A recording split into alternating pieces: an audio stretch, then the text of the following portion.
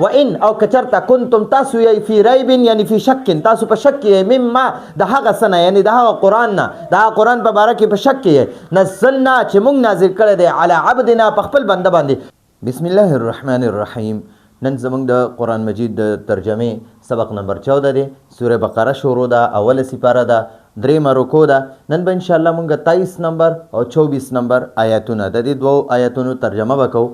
او د دې نمخ کې مونږه د دوه آیاتونو ترجمه کړې و یا ایها الناس اعبدوا ربکم الذي او الذي جعل لكم الارض فراشا والسماء بناء وانزل من السماء ماء فاخرج به من الثمرات رزقا لكم فلا تجعلوا لله اندادا وانتم تعلمون نو دغه دوه آیاتونو ترجمه هم کړې وه نن به انشاءالله مونږه دا دوه نور آیاتونه د دې ترجمه کوو اول تلاوت کوو اعوذ بالله من الشیطان الرجیم بسم الله الرحمن الرحیم وإن كنتم في ريب مما نزلنا على عبدنا فأتوا بسورة من مثله وادعوا شهداءكم من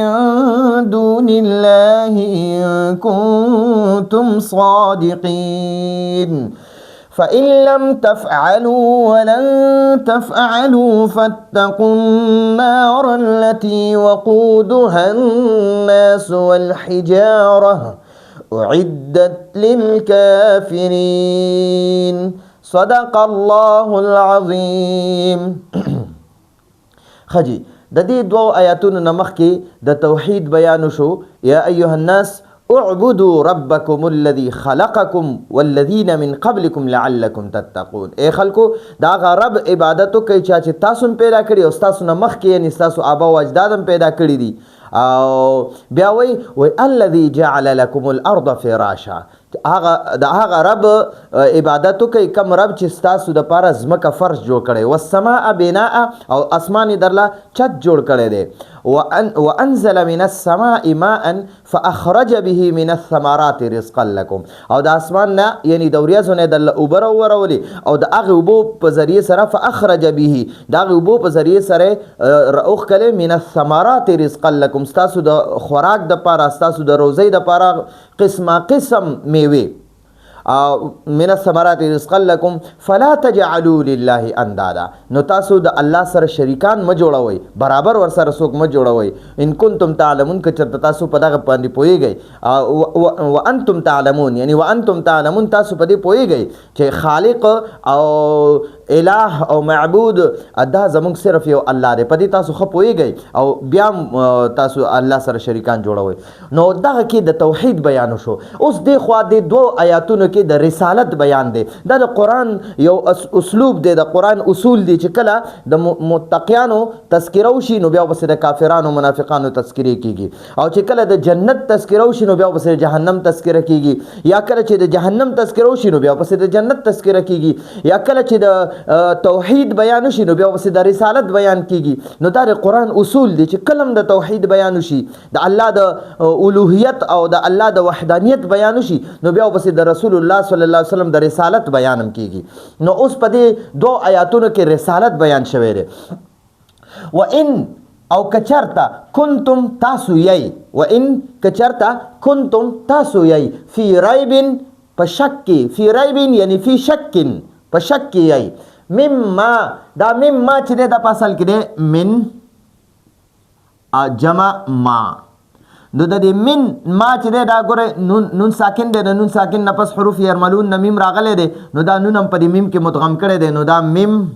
ما لیکلی کېږي میم ما او د دې ما مراد قرآن مجید دی ښه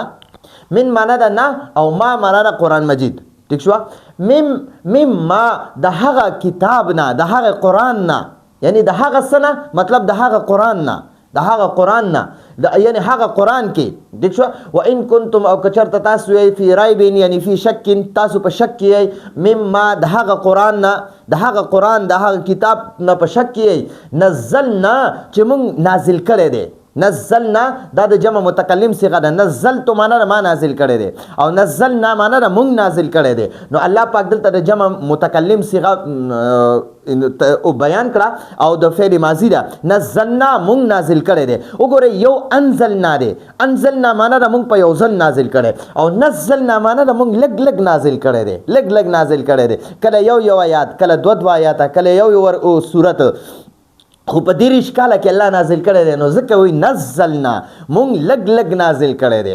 انزلنا او نه وي چې مونږ په یو ځل نازل کړی. قرآن 3 ځل نازل شوی دی. من الله تعالی الی اللوح المحفوظ، دا الله جل جلاله نه دا لوح محفوظ ته نازل شوی دی. دا یو نزول شو. بیا من اللوح المحفوظ الی بیت العزت، دا لوح محفوظ نه بیت العزت ته نازل شوی. ومن البیت العزت الی قلب رسول الله صلی الله علیه وسلم، دا بیت العزت نه د رسول الله صلی الله علیه وسلم سینه مبارک باندې نازل شوی دی. نو قرآن پاک کې کله وایي و شهر رمضان الذي انزل فيه القرآن، دا هغه میاشت ده چې دې کې ما قرآن په یو ځل نازل کړی دی. نو د رمضان میاشت وه چې الله پاک د لوح محفوظ نه په یو ځل باندې بیت العزت ته نازل کړی دی. او بیا وایي انا انزلناه في ليله القدر وما ادراك ما ليله القدر، دا قرآن ما په ليله القدر کې نازل کړی دی. نو دا د قدر شپه چې ده ليله القدر، نو دې کې الله پاک د بیت العزت د لوح محفوظ نه بیت العزت ته په یو شپه کې را نازل کړی دی. نو 3 ځل قرآن نازل شوی دی. نو بیا د بیت العزت نه په 30 کاله کې رسول الله صلی الله علیه وسلم باندې نازل شوی دی. نو ځکه الله پاک وایي نزلنا مونږ لګ لګ نازل کړی دی. لګ لګ نازل کړي علی عبدنا، په خپل بنده باندې، خپل برگزیده بنده باندې، خپل عظیم شان بنده باندې. نو عبد بنده ته وي او نا معنا ده خپل. نو دا عبد چې کله عبد سره چې کله نا د نا معنا ده زمونږه، خو چې کله اسم سره ولګي نو بیا به موږ معنا کو خپل. علی معنا ده په او عبد بنده او نا معنا ده خپل. نو خپل بنده باندې نزلنا مونږ لګ لګ نازل کو علی عبدنا، په خپل بنده باندې. نو په عبدیت کې د رسول الله صلی الله علیه وسلم د ټول پیغمبرانو نه اعلی درجه لري.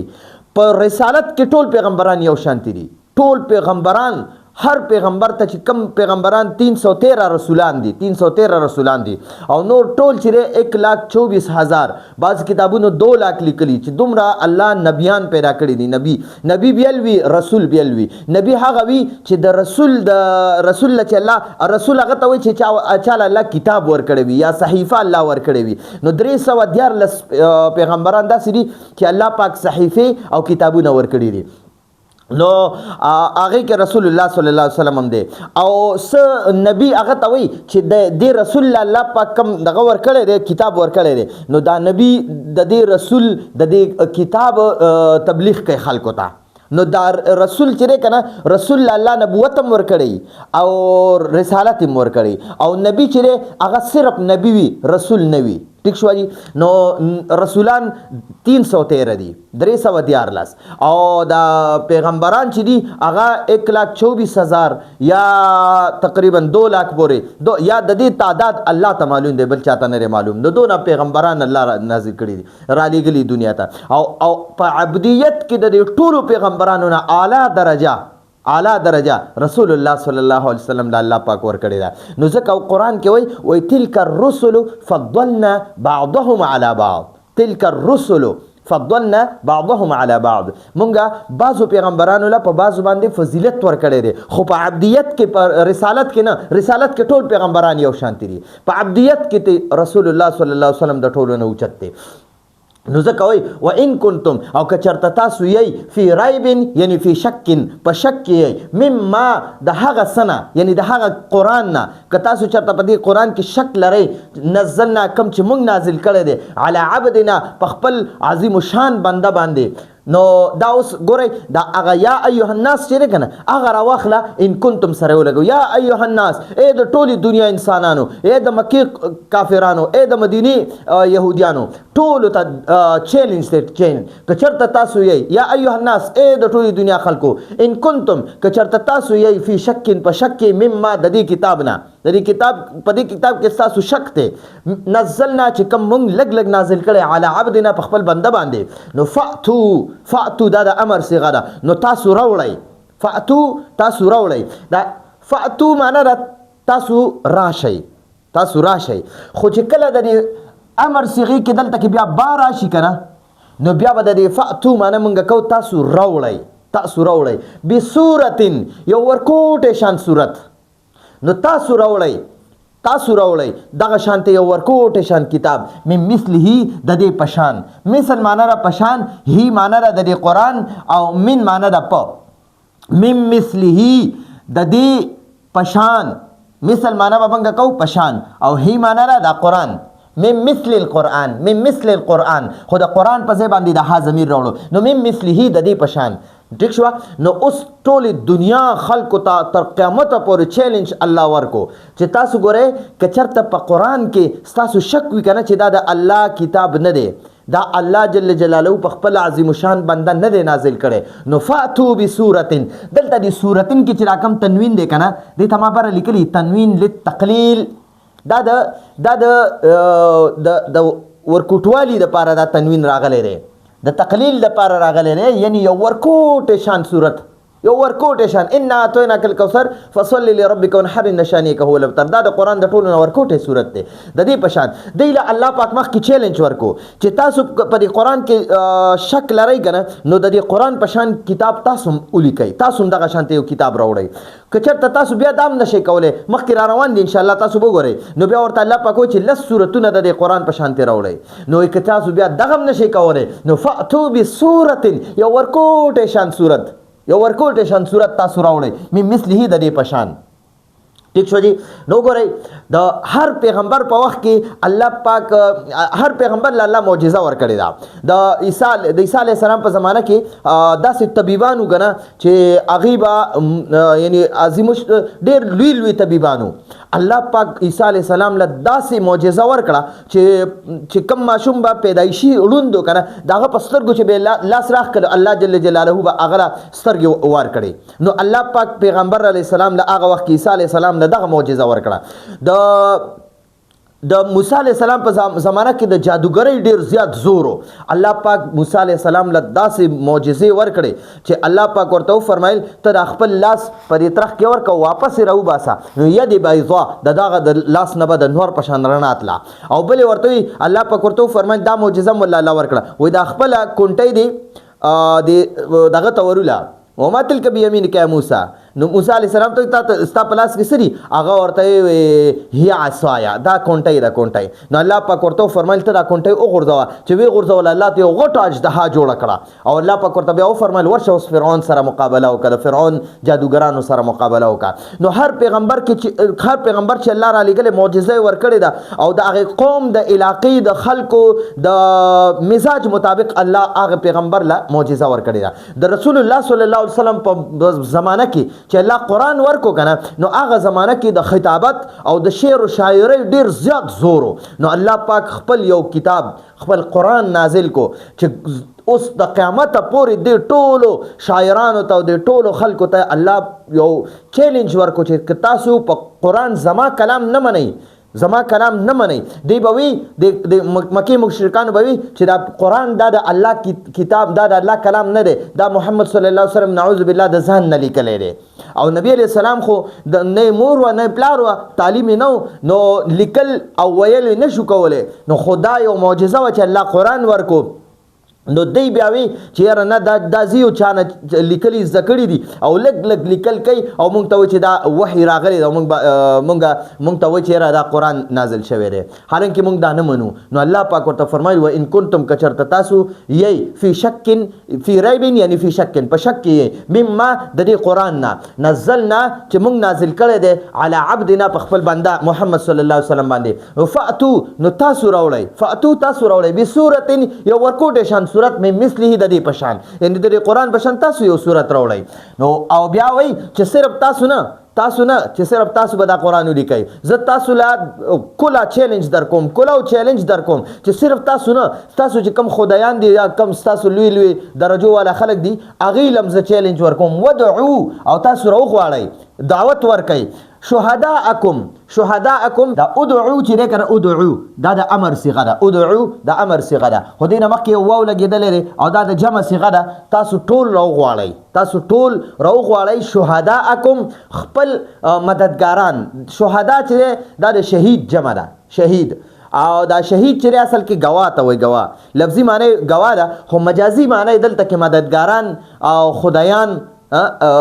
شهداءکم ای اعوانکم و الہتکم خپل خدایان چې کوم تاسو لوی خدایان دي د هر سیز د پاره بیل خدای جوړ کړي دي هغه خدایان هم راغواړي یا تاسو چې نور کم مددګاران دي هغه ټول راغواړي من دون الله سوا د الله نه دون معنی د سوا او الله دی او من معنی د نه ٹھیک شو نو ادعو تاسو راغواړئ یا ودعو تاسو ټول راغواړئ او تاسو ټول راغواړئ شهداءکم یعنی الہتکم و اعوانکم خپل خدایان خپل مددګاران ٹھیک شو خپل شهداءکم یعنی خپل مددګاران ته دلته کنه شهدا د شهید جمع ده ٹھیک شو د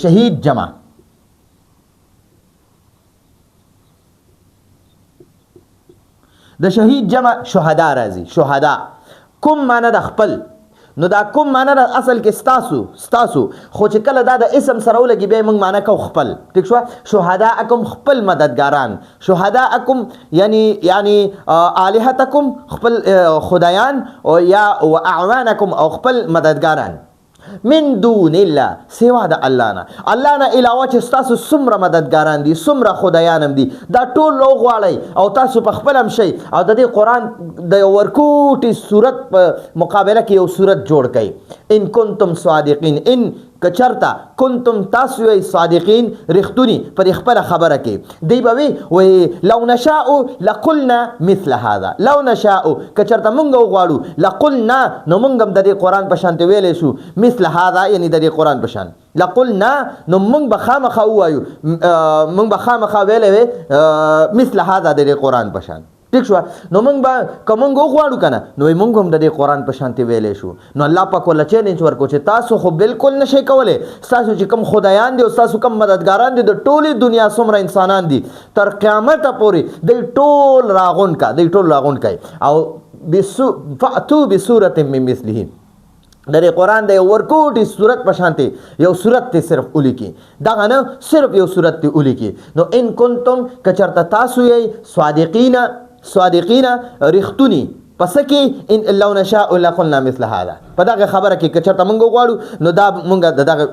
دې په شانتي لیکلی شو یعنی د دې په شانتي مونږ ویلې شو د قرآن په شانتي نو یو خدا دی ویلو بلې دا خبره کوله و ان کنتم صادقین فی ان القرآن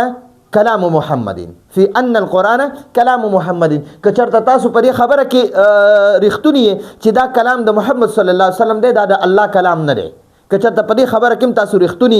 نو تاسو دا ټول خدایان او ټول لوغواړئ ٹھیک شو نو ان کنتم کچرته تاسو یې صادقین په دې خبره کې چې دا قرآن دا د الله کلام نه دی بلکې دا د یو بشر یعنی د محمد صلی الله علیه وسلم خپل خبرې دي او دا د الله طرف نه دی نازل شوی که په دې خبره کې تاسو رښتونی نو خپل ټول خدایان خپل ټول مددګاران او تاسو په خپل ټول راغون شئ د دې قرآن د ورکوټي صورت په شان یو صورت راوړئ یو خدا شو دویم آیات فإن نو کچرتا لم تفعلوا دا لم تفعلوا چې دا اصل کې تفعلون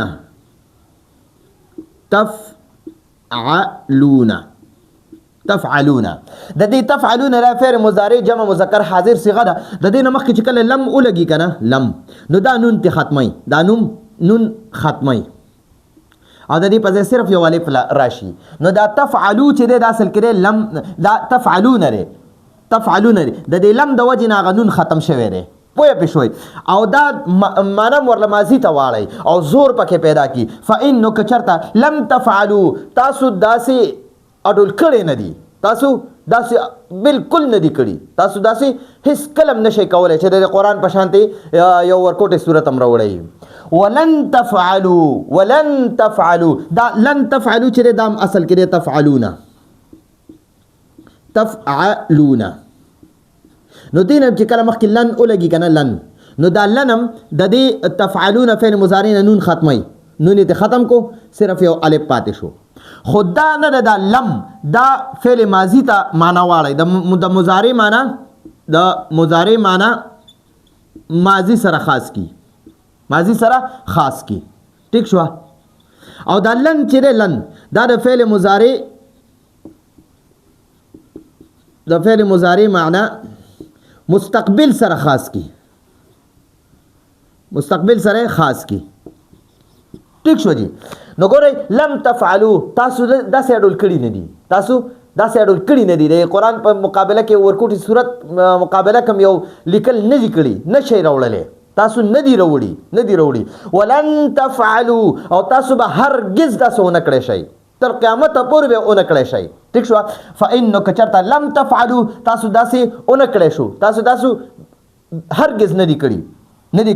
ولن تفعلوا او هیڅ کله به هم داسې ونه کړی شئ تر قیامته پورې به هم داسې ونه کړی شئ یعنې قرآن مقابله کې به لیکل ونه کړی شئ نو چې تاسو نه کړي دي او نه به وکړی شئ قیامته پورې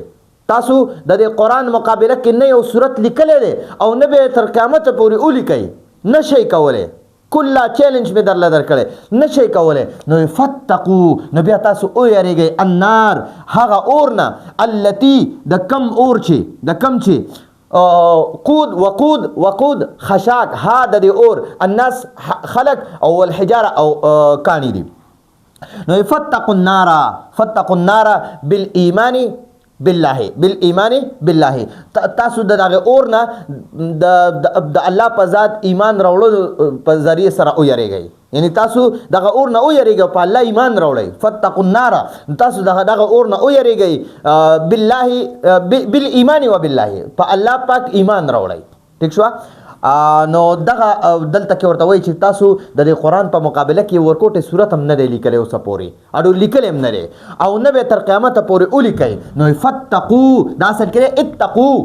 دا اتقیو دی اتقیو خو بیا پکې تعلیلات شوي دي هغه خبرې زه نه چېړم نو دا اصل کې اتقو نو بیا پکې فا داخله شو نو فتقو شو فتقو معنا ده اتقي معنا ده ته ویریږه اتقیا معنا له تاسو دوانو لګي او یریږي او اتقو معنا تاسو ټول یریږي نو دا اتقو دا د جمع ده د امر صيغه ده د جمع امر صيغه ده د حکم پکې شوی دی تاسو ټول او یریږي فتقو نو تاسو ټول او یریږي النار د هغه اورنه التي د کم چی التي دا نار مؤنث نو ځکه ورله التي ورله راغی ها د کم اور چی وقود خشاک ها دغه اور الناس خلق دي خلق نافرمان خلق کافران خلق ها ټول خلق نه دلته کې نافرمان او کافران خلق مراد دي والحجاره او کانی نه مراد دي دا کم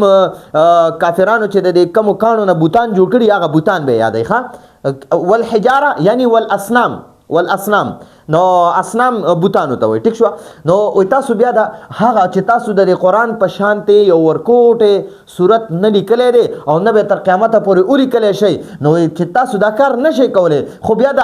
الله د هغه اور نه ویریږئ د کم اور خشاک چې به انسانان نافرمان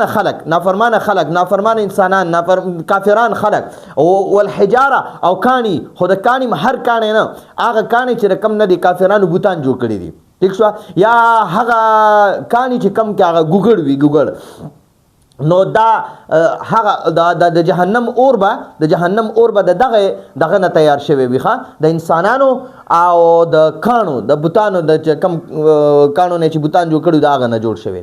نو دا هغه خطرناک اور وي چې هغه به کلم نه مړ کیږي او چې لکه د دنیا دا اور نه د هغې 80 نمبر حصه ده یعنی په د دنیا په اور باندې چې ته یو کیلو دغه ګرمولی شي په 10 منټو کې یا یو منټ کې یو کیلو اوبه ګرمولی شي نو په یو منټ کې به د جهنم په اور باندې 80 کیلو اوبه ګرمولی شي یعنی دا یو عام مثال درکو چې هغه 80 درجې سخترین اور دی د دنیا د اور نه نو چې تاسو د قرآن په شان نه یو ورکوټه صورت لیکلی شي او نه به تر قیامت پورې ولیکلی شي نو خو چې دا کار تاسو نشئ کولی نو قرآن کې بیا شک سله کوئ بیا په الله باندې او د الله په رسول باندې او د قیامت په ورځ باندې او په دې قرآن باندې ایمان راوړئ که نه او ځکه ایمان راوړئ که ایمان هم رانه وړو نو په هغه اور کې به سوځېږئ د کم اور د کم اور خشاک چې انسانان نافرمانه انسانان او کاڼي دي، کاڼو نه مراد بوتان دي. اعدت دا د فعل ماضی مجهول صيغه ده. اعدت معنی تیار کړی شوی دی، تیار کړی شوی دی. نو په دې کې دا هي نائب فاعل چې دی کنه نائب فاعل، نو دا هغه اور ته راجع دی چې دا هغه اور تیار کړی شوی دی، تیار کړی شوی دی للکافرین د کافرانو دپاره. اعدت چې دغه اور د دغه مشرکانو، د دغه یهودیانو، د دغه د مکې د کافرانو او د دنیا د ټولي دنیا د کافرانو، د ټولي دنیا د مشرکانو او د ټولي دنیا د منافقانو لپاره تیار کړی شوی دی. للکافرین یعنی د کافرانو لپاره چې کم د الله نه، د الله د رسول نه، د الله د کلام نه او د قیامت د ورځې نه منکرین دي کنه، د هغې لپاره د اور تیار کړی شوی دی. نو یاد وساتئ اعدت للکافرین کې دلته پته ولګیدا چې جنت او جهنم الله پاک مخکې نه تیار کړی دي، مخکې نه الله پاک تیار کړی دي. یو حدیث کې راځي وایي د قیامت په ورځ به، د قیامت په ورځ به الله پاک چې کله جهنم د خپل ځای نه راولي چې کوم ځای کې اوس ولاړ دی، کوم ځای کې الله چې اوس تیار کړی دی، نو په دې کې به څومره واګې به په دې کې اچولي او راښکي به دا به نه راځي او فرشتې به دا اور راکاږي، د جهنم دا اور به راکاږي، د الله پاک دربار ته به راولي. نو دیو خو دې نه معلومه شوه. بل ګورئ زمونږ د اهل سنت والجماعت د دې نه عقیده دا معلومه شوه چې دغه دی دا جهنم او جنت مخکې نه تیار دی، جنت او جهنم د مخکې نه الله تیار کړی دی. او معتزله وایي چې نه جنت شته نه دغه جهنم شته. نو هغه منکرین دي، د منکرین حدیث هغوی وایي چې یاره منکرین جنت او منکرین جهنم هغوی دا وایي چې یاره نشته دی جنت او جهنم بالکل نشته دی. نو امید دی تاسو په دې باندې پوه شوي. یو ځل مونږ د دې دغه کو ترجمه کو، لفظي ترجمه کو او امید ده ان شاء الله پرې به تاسو پوه شئ. و ان او کچرته کنتم تاسو یې فی ریب یعنی فی شک، تاسو په شک کې مما د هغه څه نه، یعنی د هغه قرآن نه، د هغه قرآن په باره کې په شک کې نزلنا چې موږ نازل کړی دی علی عبدنا په خپل بنده باندې، فاتو نو تاسو راوړئ بصورت یو صورت، یو ورکوټې صورت من مثله د دې په شان، د دې قرآن په شان، ودعو او تاسو راوغواړئ شهداءکم خپل مددګاران، شهداءکم الہتکم و اعوانکم خپل خدایان او خپل مددګاران، من دون الله سوا د الله نه. ځکه د الله پاک در سره شي یا الله پاک په خپل د دې قرآن په شان یو بل کتاب راوړي کنه، نو هغه به د دې قرآن نه سخترین کتاب وي. ټیک شو، بیا څوک هم نشي ویلی. ان کنتم که چېرته تاسو یې صادقین رښتوني په دې خبره کې چې دا قرآن د الله کتاب نه دی، دا د محمد صلی الله علیه وسلم، یا په دې خبره کې چې مونږ هم د دې په شانتې بل لو نشاء لقلنا مثل هذا، د دې په شان مونږ هم ویلی شو. فإن نو کچرتا لم تفعلوا تاسو اونکړو او ولن تفعلوا او تاسو به هرگز اونکړی، نو فتقوا النار، فتقوا نو تاسو یریږئ النار د هغه اور نه، التي د کم اور چې وقود خشاک ها د هغه اور الناس کانی خلق والحجاره او کانی دي، اعدت چې دا اور تیار کړی شوی للکافرین د کافرانو دپاره. نو امید دی په دې به تاسو پوه شوي. ځان سره سکرین شاټ هم واخلئ او یو ځل بیا واورئ، نو انشاءالله تاسو ته به دا قرآن ترجمه ډېر ښکلی یاد شي. نو راتلونکي درس پورې اجازه غواړو. هذا هو المرام والله اعلم بحقیقة الکلام.